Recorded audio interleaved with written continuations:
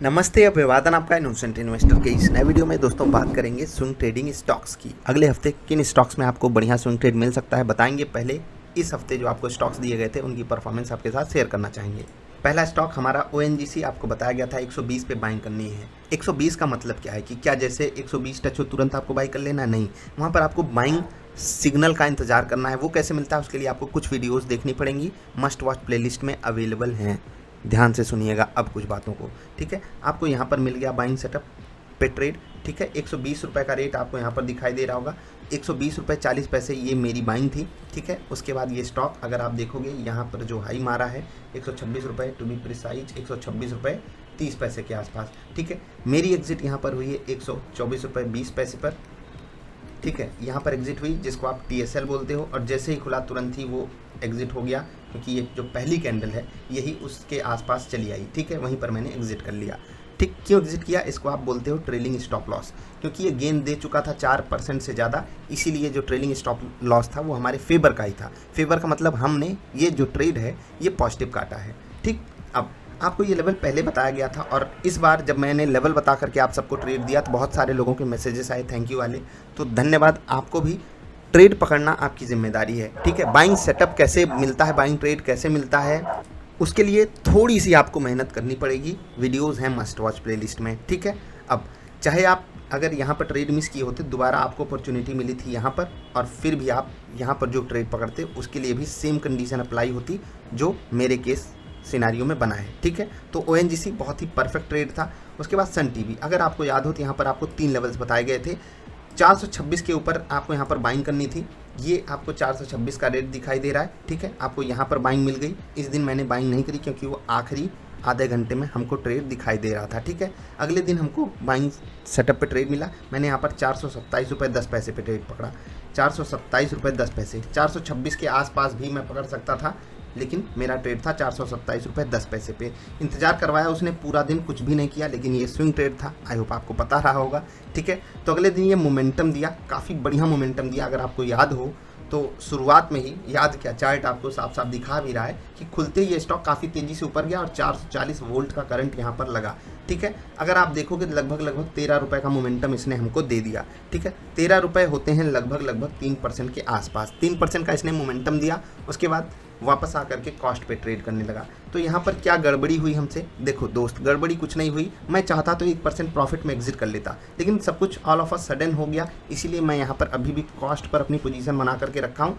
मैं यहाँ पर एग्जिट करूँगा स्टॉप लॉस पे ही, और वो स्टॉप लॉस इसलिए ले रहा हूँ क्योंकि मैं TSL पे यहाँ पर एग्जिट नहीं कर पाया। बाकी इसने मोमेंटम आपको बढ़िया दिखा दिया था, और 439 रुपये का जो लेवल था ना, यहाँ पर मुझे प्रॉफिट बुक कर लेना चाहिए था, ठीक है। आपको मैंने ये लेवल भी बताया था, ये लेवल तुरंत ही आ गया। मैं इंतज़ार ही कर रहा था, फिर ये रेड कैंडल बन गई। मतलब वही होता है कि इंतज़ार इंतज़ार इंतज़ार, और फिर इंतज़ार करने का कोई फल मिल नहीं पाता है, कभी कभी ऐसा होता है। तो सन टीवी ने वही कमाल किया।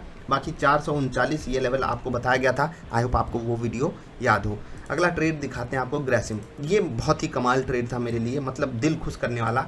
1362, ठीक है। आप मतलब ढूंढिए, मज़ा आएगा आपको। चाहे आप यहाँ पर ट्रेड पकड़े हो, ठीक है, यहाँ पर, ठीक, यहाँ पर चाहे आप ट्रेड पकड़े हो, चाहे आप यहाँ पर ट्रेड पकड़े हो, चाहे आप यहाँ पर ट्रेड पकड़े हो, तीनों ही जगह पर जो भी ट्रेड पकड़ा है उसको बढ़िया मोमेंटम इसने दिखाया। और 1400 से जस्ट पहले यहाँ पर मैंने प्रॉफिट बुक किया 1398 पर, ठीक है, ठीक।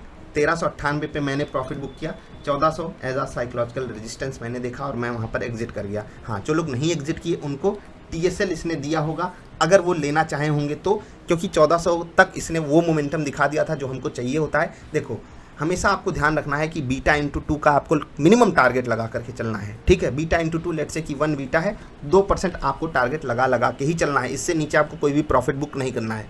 वो आ जाए फिर आपको TSL यूज़ करना है, दैट्स इट। उसके बाद आपको कोई कहानी बनाने की ज़रूरत नहीं है। इकलौता स्टॉक जो मेरे लिए गंदा गया वो है रिलायंस, और यहाँ पर बहुत ही बढ़िया ट्रेड मिला था। ट्रेड मिलने में कोई दिक्कत नहीं थी, ट्रेड बहुत ही परफेक्ट मिला था यहाँ पर, ठीक है। ट्रेड मैंने यहाँ पर पकड़ा, उसके बाद थोड़ा सा ये ऊपर गया, मतलब वो लॉलीपॉप दिखाया, उसके बाद अचानक से गिरने लगा। तो यहाँ पर मेरा स्टॉप लॉस हिट हो गया β/2 का, ठीक है। तो 2% का मुझे यहाँ पर लॉस हुआ। बाकी ग्रेसिम में बहुत बेहतरीन मैंने क्वांटिटी ऐड करके ट्रेड पकड़ा था, बहुत बढ़िया प्रॉफिट हुआ ग्रेसिम में। सन टीवी में भी अभी कोई दिक्कत है नहीं। ONGC ने मुझे बहुत बढ़िया प्रॉफिट दिया। तो ओवरऑल कैसा रहा माहौल? ओवरऑल माहौल बढ़िया रहा, और जिसको आप बहुत बढ़िया भी बोल सकते हो क्योंकि मार्केट भी सपोर्ट कर रही थी हमारा। एक स्टॉक जो पिछले हफ्ते का मेरा कंटिन्यू कर रहा था, मेरिको, इसने मुझे टीएसएल दिया है थोड़े से प्रॉफिट में। 489 रुपये का मेरा यहाँ पर स्टॉप लॉस था और वो हिट हो गया।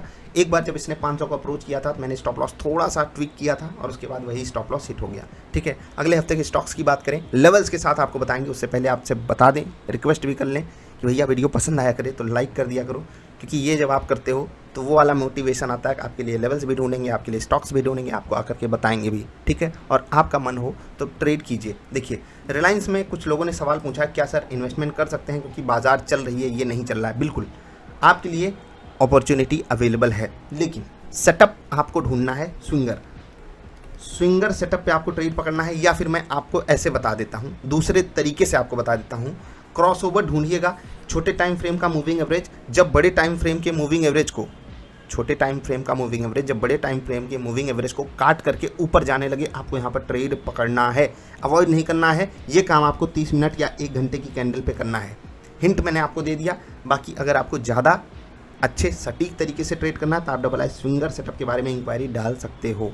ठीक है, और इसके पीछे भी कुछ स्पेशल कारण है, वो सब आप जानते हो। ठीक, आगे बढ़ते हैं। अगले हफ्ते के स्टॉक्स, पहला रहेगा पेटीएम। कुछ लोग कहेंगे अरे सर घटिया स्टॉक का नाम मत लिया कीजिए, तो घटिया नहीं यार, वॉल्यूम हो रहा है और हमको और कुछ नहीं चाहिए स्विंग ट्रेड करने के लिए। ठीक है, 702 रुपये 50 पैसे नोट कर लीजिएगा लेवल बहुत ध्यान से, 702 रुपये 50 पैसे।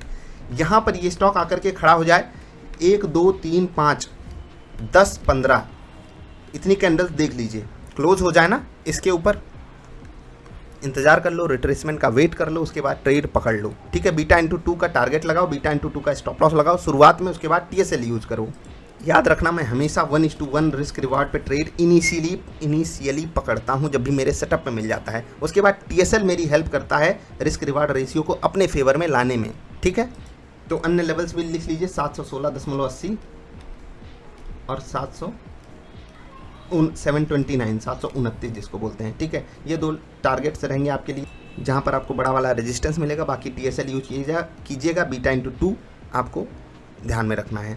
IEX, ठीक, जहां खड़ा है यहीं से आपको बाइंग देखने को मिल सकती है। 163 रुपये 20 पैसे बड़ा लेवल है इसके लिए। ठीक है, उसके ऊपर क्लोज करने में सक्षम है, कैंडल भी अच्छी है, कोई दिक्कत है नहीं, बट सस्टेन करना चाहिए। 159.60 159.60 ये रहेगा आपका इनिशियल स्टॉप लॉस। बाकी आप β/2 के आसपास का स्टॉप लॉस रखोगे, ये तो आपको पता ही है।